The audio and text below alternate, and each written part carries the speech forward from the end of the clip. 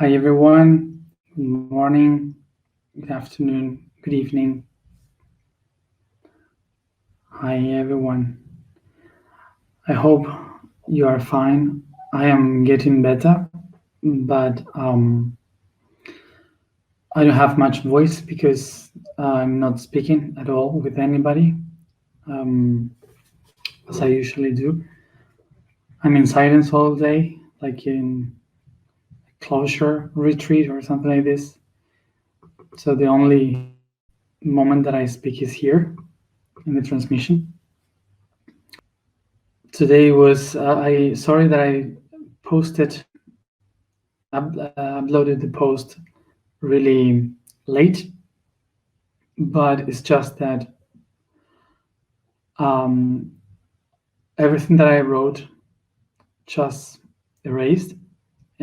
It just disappeared as I was writing, um, and it got me really mad and angry.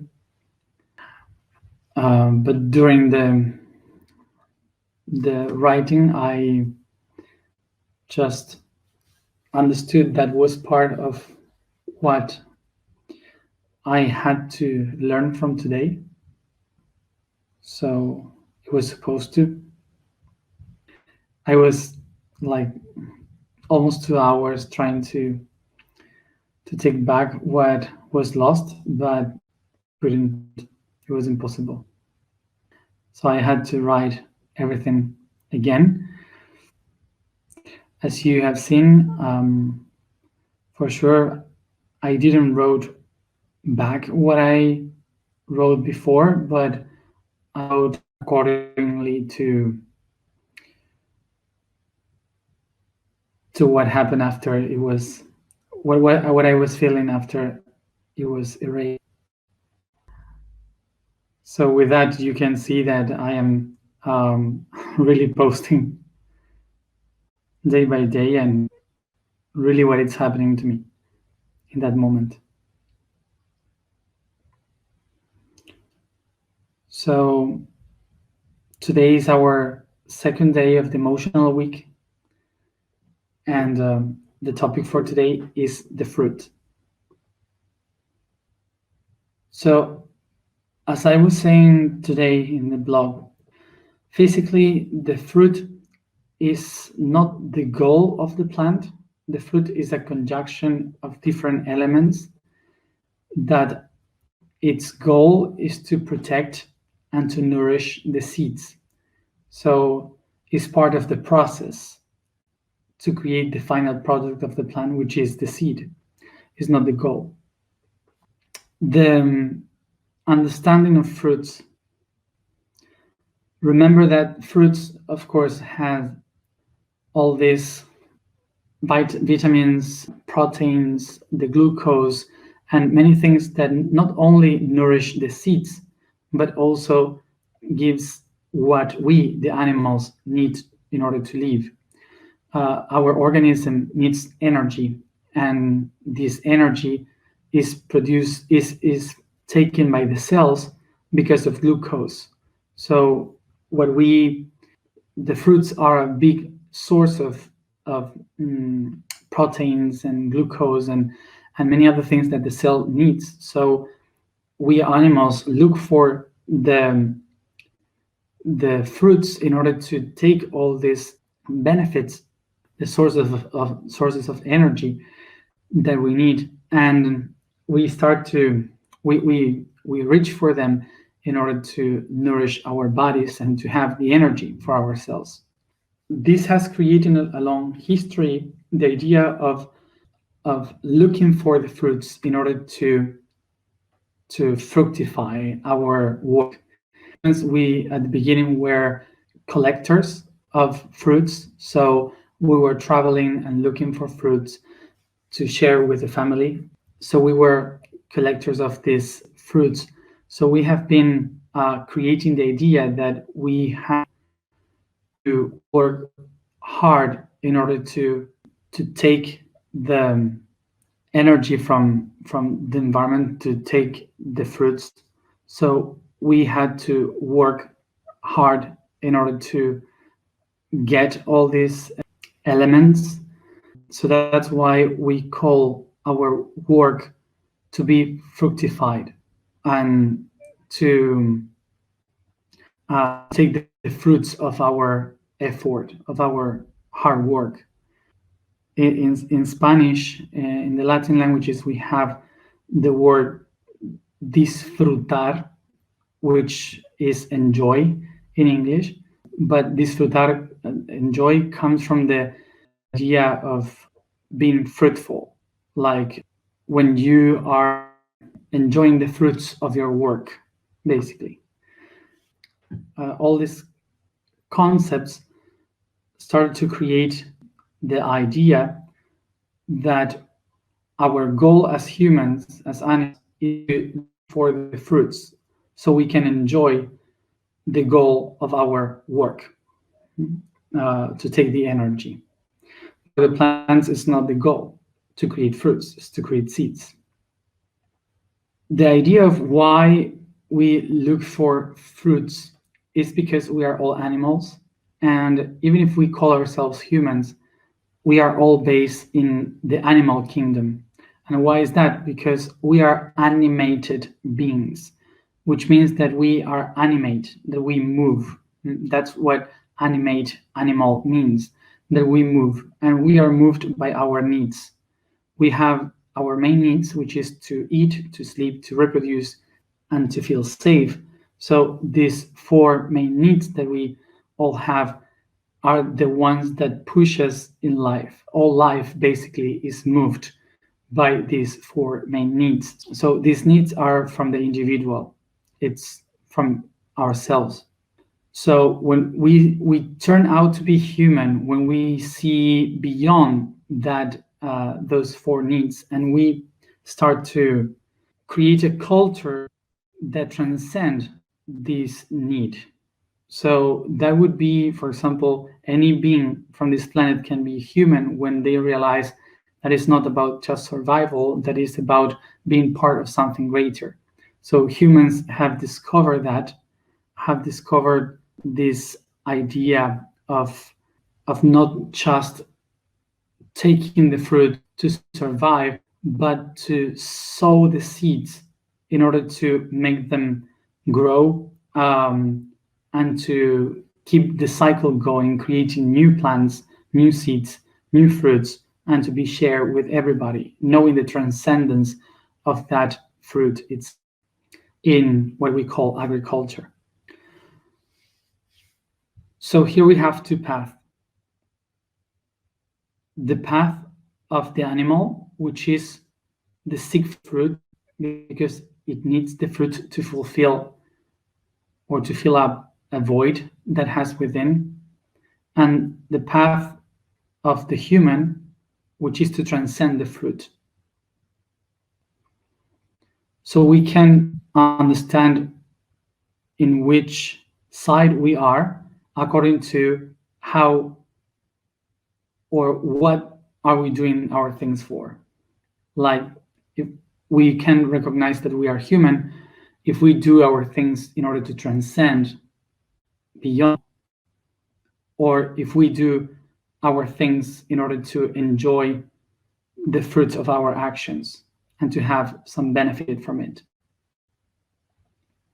If we are following to get a result or a fruit from what we do, to enjoy that fruit from our work, we are still in the animal side, which is basically to fill up a void in a physical way in our body, like grabbing things from the outside, or to fill up a void in our hearts with emotions, or to fill up a void in our mind with beliefs.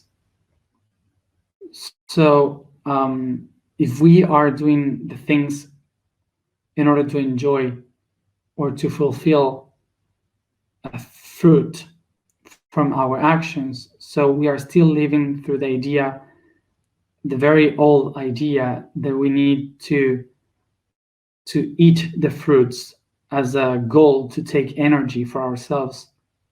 instead of understanding the fruit as a process to create the seed, as a tool for the real goal, which is transcendence. We can see and understand from this point of view that the fruit is not the goal, because it is just a tool to nourish the seeds that are the goal. So the main objective of the plant is to nourish the seed that will be able to create a new tree with many other fruits and create many other trees. So the fruit is not the goal. When we take our goals as the fruit, we're seeing that the transcendence is beyond that. When we go beyond the fruit, we can expand and create much more than just filling up our voids. So regarding this idea, today I wrote in the post about a conversation that is written in the Bhagavad Gita, in a book written thousands of years ago in India.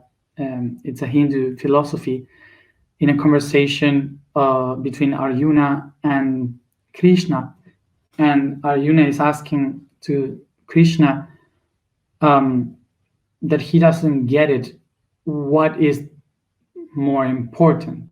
What is the right path? The one that takes action to do things in order to be fruitful, or not to do anything? So that was the conversation. And Krishna tells to Arjuna that neither of them is the real path, because both of them are good and they've reached the same spot.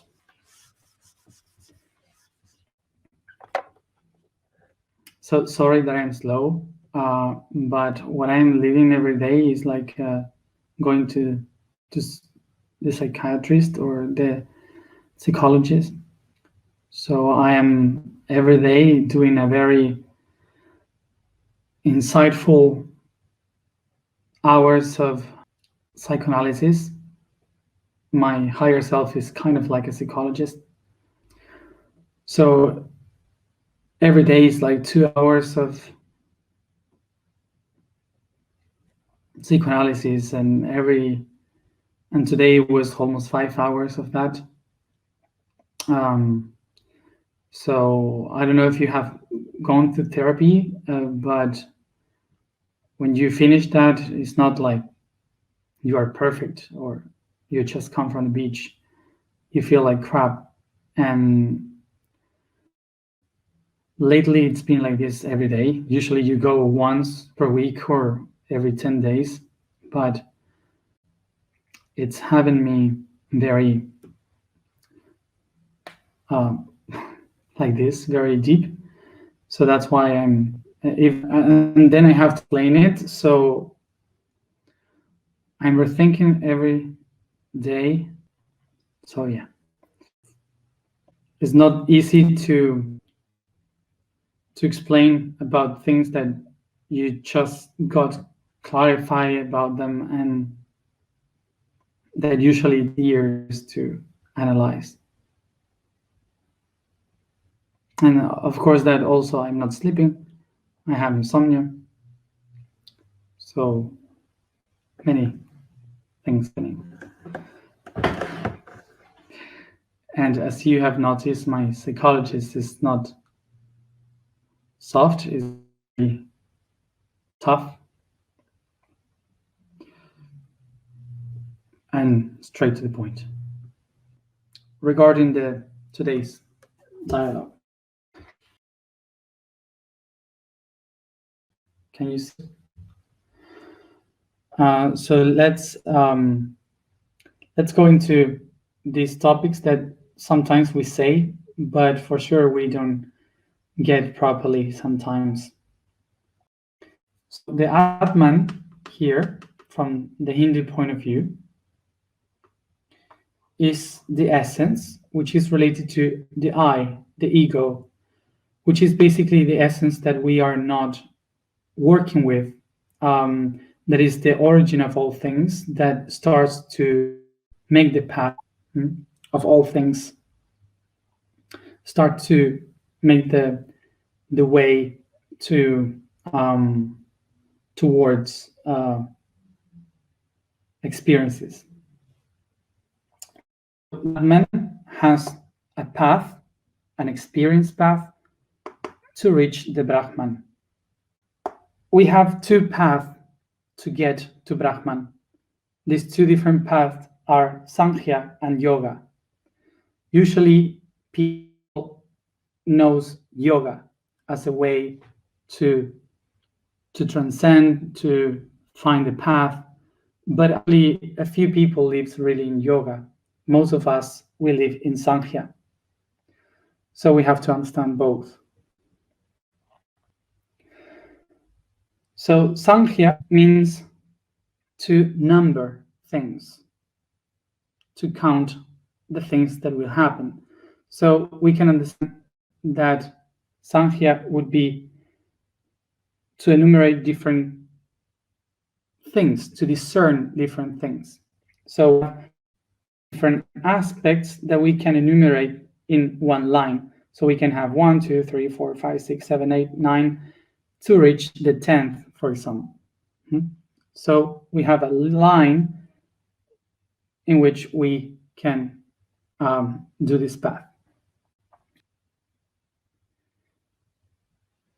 In the path of Sankhya, we have a beginning and an end. In between Alpha and Omega, we will have different jumps, which are stages that we have to reach in order to find the other side.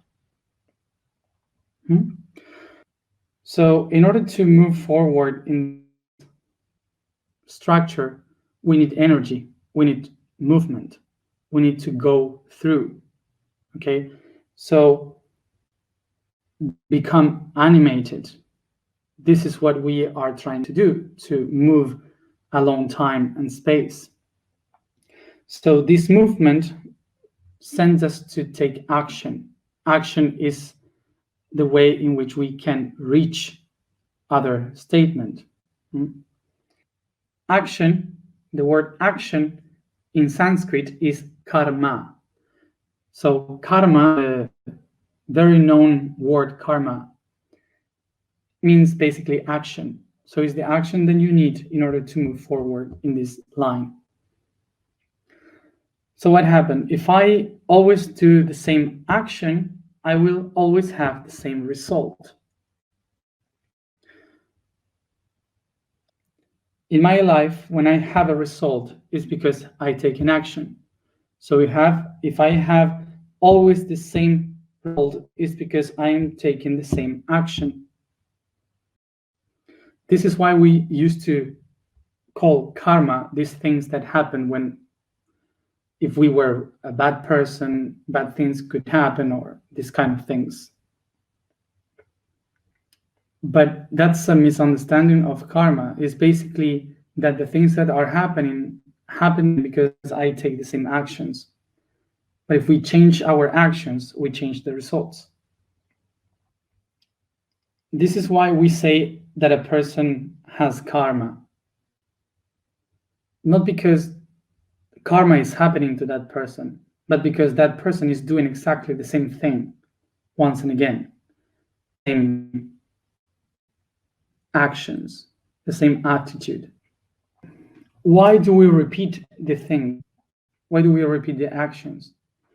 Basically because results, when we look into results, is pleasure. We feel pleasure of things. So we want to repeat the things because we want to feel the same. And the weird thing is that the same nervous system that interprets pleasure are the same terminals of neurons that identify pain. In our brain, sometimes pain and pleasure cannot be different from one another. Our brain doesn't interpret the difference between pleasure and pain. This is why the brain looks for the same results to feel the pleasure with the same actions. You get it?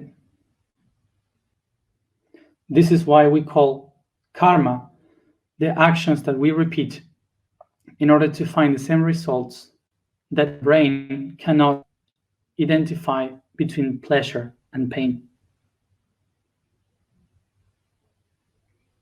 Ok. Bien. Entonces,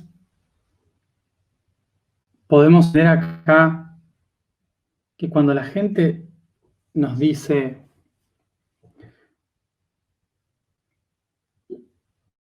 te quité el karma, o ya no tenemos karma, o se resolvió el karma del planeta, el karma no se puede eliminar. Porque el karma es la acción. Si nos quitan la acción, ¿qué nos queda? El único problema que tenemos es no saber diferenciar el placer del dolor.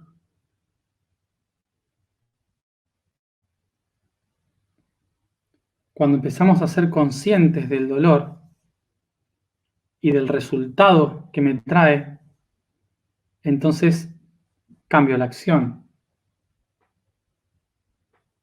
Sigue siendo karma. El karma no es malo, es la acción. So we hear sometimes these people that says we have to eliminate karma, or karma is a bad thing, or the planet has already erased the karma, or whatever. And it doesn't work like this. Karma is action. We cannot eliminate action. Nothing without action. So basically, the only problem that we have is having lost the ability of know when to change, when is pain, when is pleasure.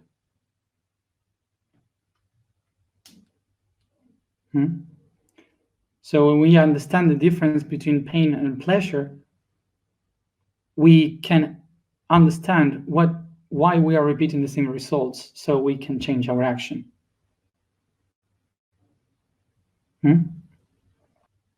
And karma doesn't come from other lives. The only reason why we can have karma from other lives is if we're repeating things that we did in other lives. So, on the other hand, we have the other path, which is yoga. Yoga is not a term used for classes to stretch the body and to go sometimes with a teacher to make some movements and so on. Yoga is the philosophy that in Sanskrit means unity. So it's a way of seeing things. So yoga, basically what it does is to unify the spirit, the soul, and the body, and work the three of them together as a unity. So in our Western societies, yoga has come here as a class of physical movements that we all recognize as yoga. But basically, what really is happening is that in yoga, you go to quiet your mind, to stabilize your emotions, and through the movements of the body. But yoga can be also washing the dishes, driving the car. If you find the balance in that moment, that's yoga, is to unify the three bodies.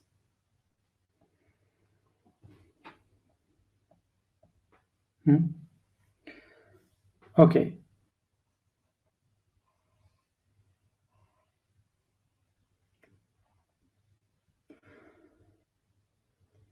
So what is yoga? Yoga is the circle that takes the things that before we saw as a line into a clock shape.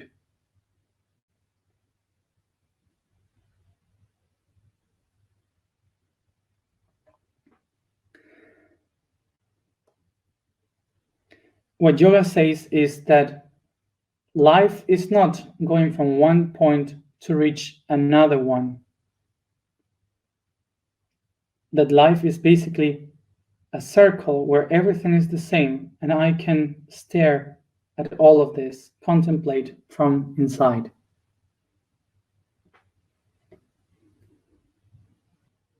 In this vision, we want to leave the point 1 to reach point 10. In this other vision of yoga, we understand that point 1 is the same spot as point 10.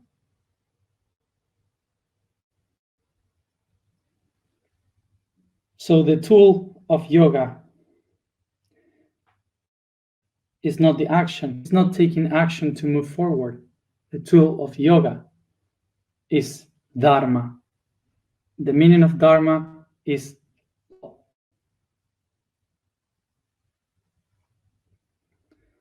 the law, which means that you can escape taking action to move forward. In yoga, everything is a law, everything is mind, everything is correspondence, everything is vibration, everything is rhythm, the laws from which you cannot escape. So yoga brings me the law, and the understanding of law gives me awareness to know that the things that before were unknown in the future, now they all are based in the same laws of the universe. So that allows me to be stable through movement. I can move and even though be stable, not in action. So none of these two paths are wrong.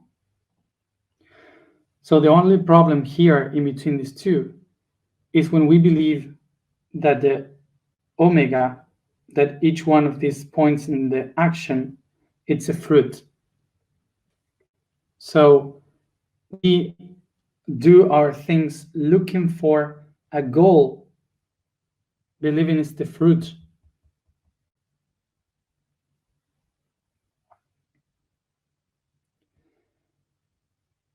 We lose the idea that the fruit is only, as yoga says, just a path, just a movement.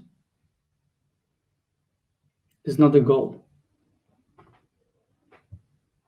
So, to uncover this in our unconscious, we have to make some questions to ourselves. The question would be, what are our actions for?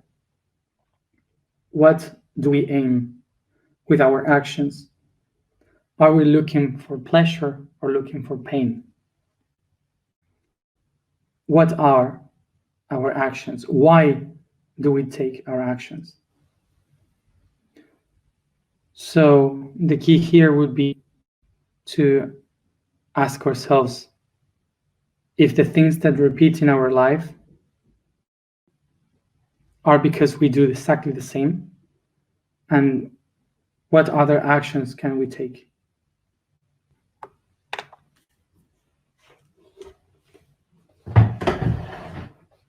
The vibration for today is Zai. The statement today is, I am conscious vibration.